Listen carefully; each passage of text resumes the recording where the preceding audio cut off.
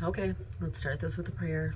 Dear Father, I thank you for this day and this opportunity to be used as a vessel to let your people know you are available, able, and ready in the name of Yeshua from Nazareth. I had a whole different thing, and then he was like, go back. So, Hosea 5, New American Standard Bible, 2 through 4. And the rebels have gone deep in depravity, but I will discipline all of them. I know Ephraim, and Israel is not hiding from me, because now, Ephraim, you have been unfaithful. Israel has defiled itself. Their deeds will not allow them to return to their God, for a spirit of infidelity is within them, and they do not know the Lord. And then he closes out 15 by saying, I will go away and return to my place until they acknowledge their guilt and seek my face. In their distress, they will search for me. This ain't about anybody else but you and God, and I'm going to keep this a buck. Now, if you know him or you claim to know him, you should know that he's been faithful to you time and time and time again, even when you put him on the back burner. And I don't know if you know what it's like to have someone play with your feelings, have someone play with your time, have someone play with your mentals. But this is God. We can't play him. Me, and I don't know what we're going through, but he's taking me through it, and it legit has been the last 3 weeks. And I literally had to cry this morning. And I'm like, God, the rejection, the anger, the deceit, all of this that has been done to me and that I've stored and like keep it on the side for like when they come in, I can get in the mode. Take it. Take it. I know him. And I know when he starts talking to me, it's like, look, I'm trying to tell you about something before destruction comes. Don't walk away from me. Things are going to be bad. And I didn't listen. And I got jammed up every single time. But this isn't, it's tough love, but it's tender at the same time. Like, this is Hosea. Now, Hosea, God, made the example with him and Gomer. And his people, Hosea's wife, wanting to go back to doing what they wanted to do.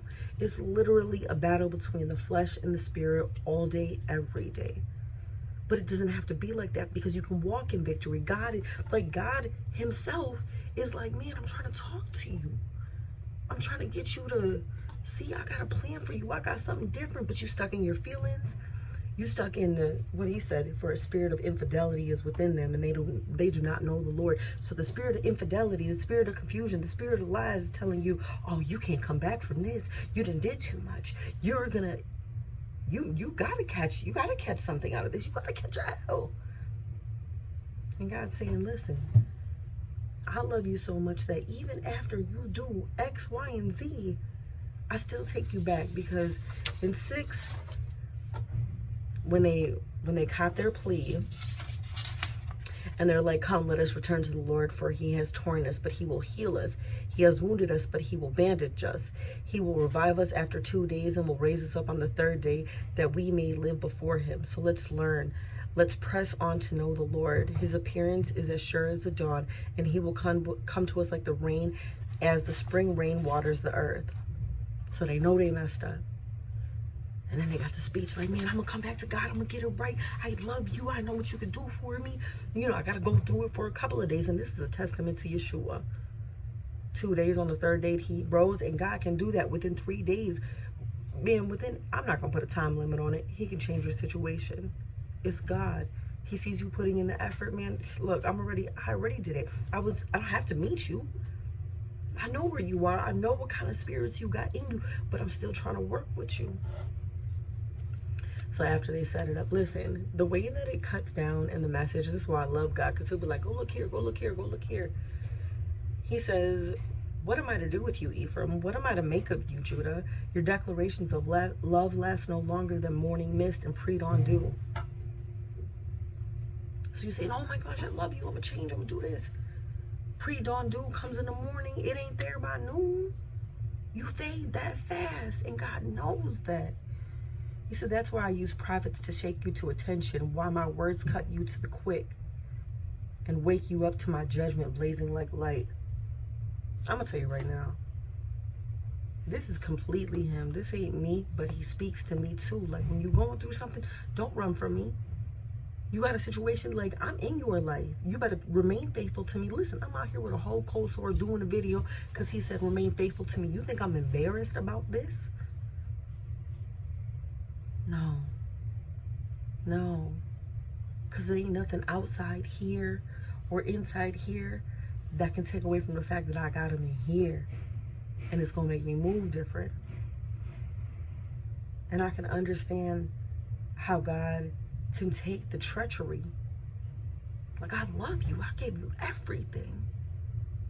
And I had to experience that personally. Had a nights where I'm not eating. Had a days where I'm not sleeping. Like, because there's no appetite. And then, you know, the enemy uses these situations to keep you away from God. And this is why he said, they don't know me. You don't know me. Their deeds will not allow them to return to their God, for a spirit of infidelity is within them, and they do not know the Lord. What do you think it is that's going to make him be like, I don't love you no more? What could it really be that's going to be like, man, I got to shake. Like, it's too much. You done did too much. If that's the case, we all did too much. And none of us deserve his love, his mercy, his compassion, his grace. We all deserve his wrath and his anger. But I get it though, when you love somebody, that love will cover a multitude of sins, even if the world says it's not right, because, you know, he told Hosea to get out here and marry a whole streetwalker. Because that's what his people were doing in the streets, selling themselves short and entertaining other gods and spirits. When God's like, if you love me, you praying to me, you say you're doing what you're supposed to be doing, why ain't we got a tighter bond? How come I don't hear from you every day? How come you think you can move without me? He said, for I desire loyalty rather than sacrifice, and the knowledge of God rather than burnt offerings. But like Adam, you have violated the covenant. There they have dealt treacherously with me. They're guilty of, or is that betrayal and that deception. So they feel like, you know what I'm saying, they gotta move. People hurt you, they feel like they gotta move a certain way. I hurt God, I feel like I gotta move a certain way. Thinking that he can't see me. And we coming down to the end. Look at the world. Look at how people move. It's all about self. They're lovers of themselves. They don't care about anybody else. They're cold. Cold. So cold they can look you in the face and be like, oh, I love you. You're the one for me. I'm here to help you, and not do a single thing to show it or prove it.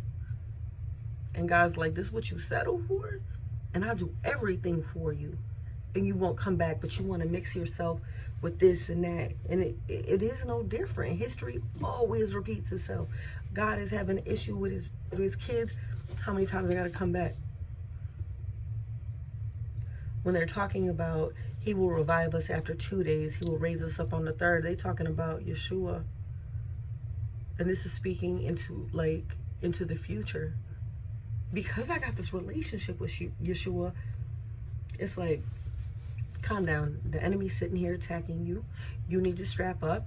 You need to seek shelter in the shadow of the Most High. And get back up and come out here and do what you're supposed to do. Regardless.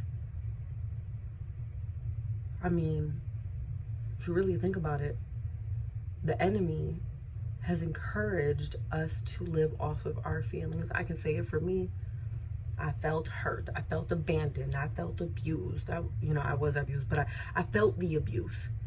The remnants of it in my life that made me create a certain type of person that was like, oh, if you did something to me, it didn't hurt that bad. I knew it was coming. I never fully trusted you. Look, I don't want to have none of that in me. I got to seek his face. I got to know him. I got to,